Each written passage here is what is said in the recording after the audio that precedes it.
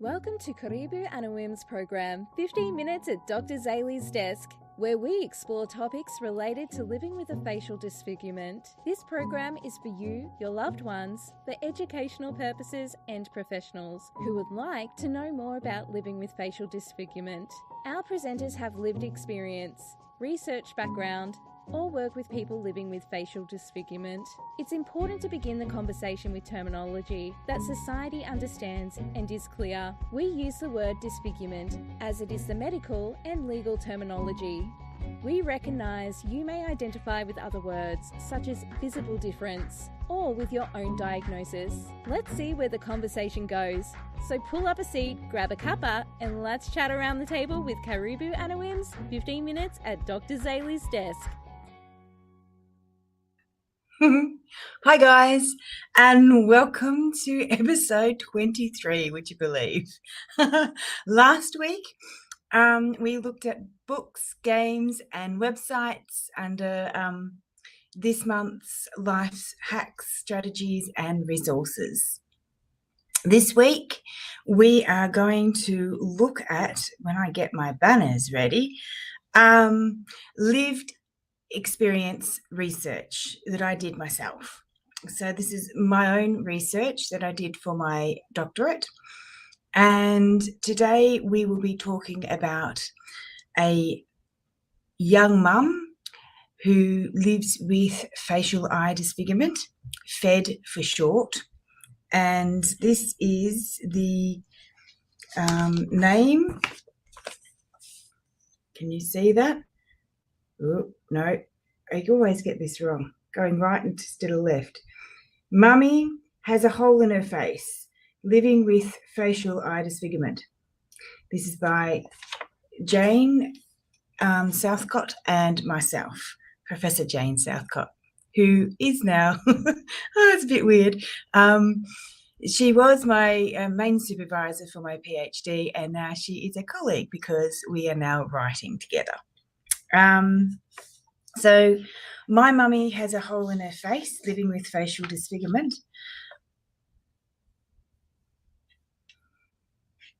It was a case study of one young mum, and for those who are interested in research, I used the methodology called interpretive phenomenological analysis, commonly called IPA. And I used this because I was allowed to voice my own opinion as well as theirs, but it was more importantly, Tony was able to be the expert in her own experiences. So I used her words verbatim, which means just carte blanche, to be able to share and give her a voice and give people living with facial eye disfigurement a voice. Tony, at the age of, I interviewed Tony. So at the time of interview, Tony was 27 years old. She was living in Kent in England. She had to stop her career because she was now living monocular because she had her eye out from having a very rare form of cancer that I can't pronounce. She had to stop that because she was deemed to be unfit because it would be not a very good place for her to work with the elderly. She'd left her abusive partner and she basically couldn't work anymore. She was single parenting. She is having two children, a boy and a girl, and was looking for public housing as well. Some of these themes that I will now speak to you about, and welcome to those people who are actually on live with us, and welcome to those who will join afterwards. If you have got any questions or any questions or any comments, you can type them in and I will be able to, once I finish reading, be able to read them. So some themes that were presented was dealing with strangers. So Throughout the interview, Tony explained that she experienced daily intrusions from strangers' comments to staring and avoidance of others, and different reactions between men and women.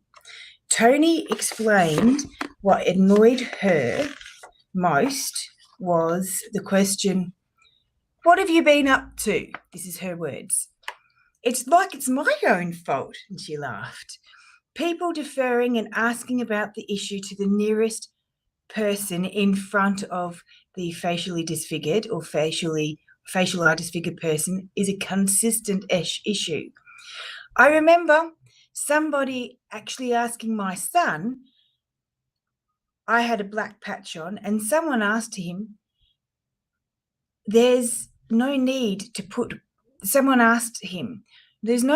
my son into this. It's hard enough for them to have to deal with a mummy that looking like she does when they've got strangers making jokes of it. That made me quite cross when they started making jokes, as they asked my son, why was mummy dressed as a pirate? I asked whether or not her son had a response, and she replied, "Oh yes," he said, "that's because my mummy's got a hole in her face," and he laughed. And then she said, I gave him a little high five afterwards, like a good child. Well done. Tony described another incident when she was wearing her prosthesis, because she wore a patch and a prosthesis. A child in summer, at a summer fair, said, "Ooh, look at her eye. It's creepy." During the interview, Tony stated repeatedly that she did not feel comfortable going out in public, either without her eye patch or her prosthesis. She stated, "I wear a lot more makeup now. I do tend to sort of rest my face. I do tend to make the rest of my face look nicer, maybe to compensate. Do I still get looks? I don't actually go out. I still get looks. I don't actually go out without my eye patch or without my eye. I wouldn't go outside without my eye." Then we've got her reinventing her sense of self. Tony explained, "It made me a stronger person because I feel like I have a very good reason of why I look the way I do. I think it makes it a lot easier for me because there wasn't any other choice, because she was going to die, have the eye out, or the cancer was spread to her brain and she would be dead." Yeah. So I felt like if people were really to judge me for that, then that shows their bad character. And finally, supporting others. Tony did this, and she was very, very vocal online about her lived experience with living with cancer and FED, facial eye disfigurement. And she was quite articulate when it came to clarifying the difference between living with FED and beating cancer, and how social media had been a positive element in her development of who she was to become. She explained that it is nice to talk to people also living with cancer because they understand the cancer journey. And it's nice to talk to people living with facial eye disfigurement because they understand the day-to-day changes such as how you look, and how you look changes a lot. Tony added that, "I don't think the general public, when they hear a cancer patient, it tends to be chemotherapy patient or something like that. I don't think you tend to think of a facial disfigurement from cancer as much until you've gone through it." So that's one way of having that's one part of my research. And then another part of my research has been an intergenerational family of 4 members spanning 3 generations. So we get to Joe, the grandfather. And now I had all this happening all at the right time. And I think I've got it all happening again. So this is what it was called. Everything seems to be the right eye in our family. An intergenerational family living with facial eye disfigurement. An interpretive phenomenological analysis. That's what it was called. And that's also by Jane and myself. So Joseph's story, you would think that if it was spanning 3 generations with 4 family members, that you would think that it was actually congenital, which was all birthed. But in actual fact, it wasn't. Joseph's story was retold by a few family members, and he was incorporated into this research because he was a family member living with facial eye disfigurement. Joe's story of how he was, he passed away at the age of 87. At the age of 50, Joe lost his right eye whilst pouring hot molten aluminum. Ian, his son, explained when pouring a metal mould, they push what you call pop holes through the top of the mould so that the air can cut out whilst the metal's rushing into the mould. Ian continues, Dad had a pair of safety glasses on. Only the left side had a lens. The right side didn't have a lens on it, he explains, and that the metal came up through the pop hole and hit him right in his right eye. And when he did, he instinctively closed his eye and the metal burnt his eye and the insides of his eyelids.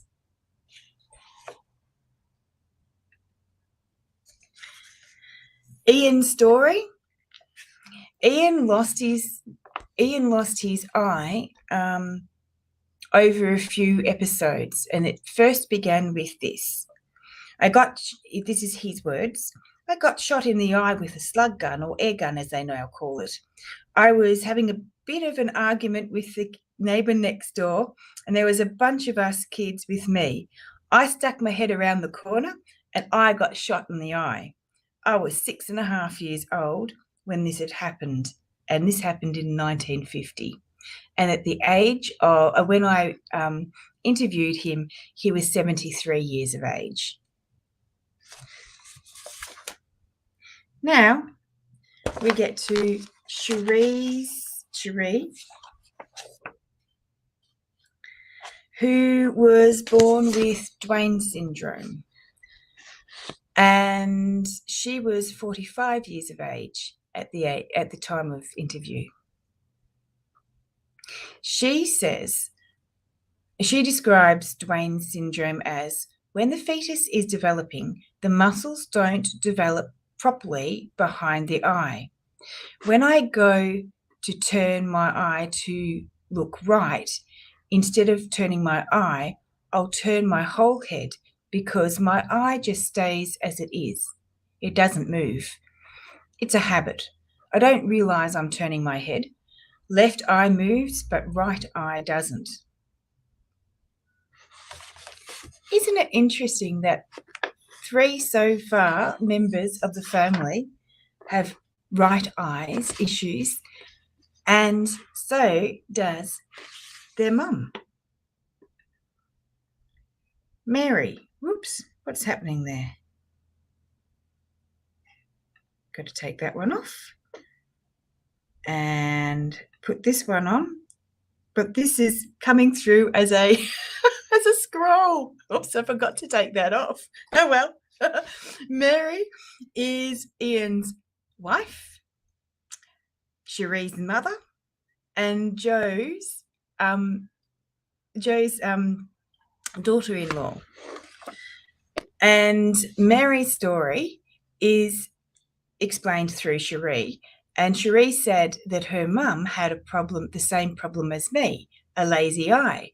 But her mum, Mary, was told that it would probably correct itself, and which it did with the use of eye drops, as it wasn't as advanced as mine, meaning Cherie's. Hers corrected, whereas mine never did. And lastly, there was a family scare that happened. And the family scare was that, and Cherie's talking now, we were all having takeaway one night, and Mum needed a knife to cut the food. She asked the middle child to go out and get the knife from the drawer, and she went, got the knife, and instead of holding the knife properly,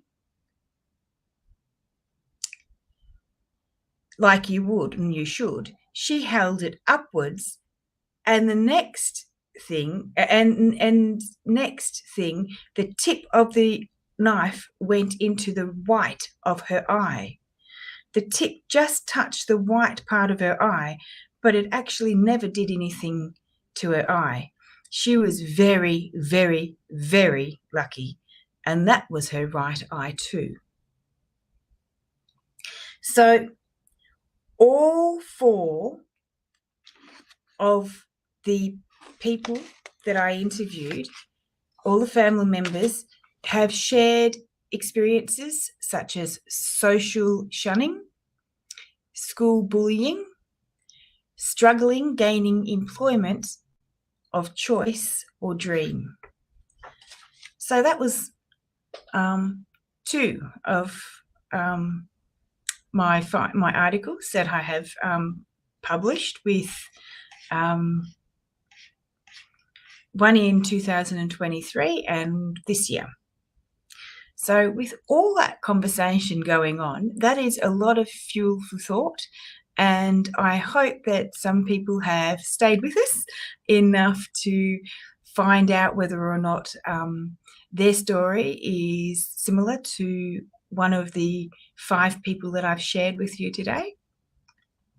Remember that it is okay not to be okay, and to practice some self-care. So today we're going to exercise and do the pineal support. So we get the indentations at the side of our head almost lining up with our eyes. We find the indentations, and using the palm of our hands, we put our palms into the hands that we've already learned about and practiced, and breathe in and lift. You ready? Breathe in and breathe out. And breathe in and breathe out. You can do it 3 or 4 times. We're doing it 3 times today. And breathe in and breathe out. And when, oh, that's nice. I can feel it relax, because my body is just starting, my muscles are just starting to relax all over my body right now. And my breathing has deepened, and I'm fighting off a yawn, which I can't fight off.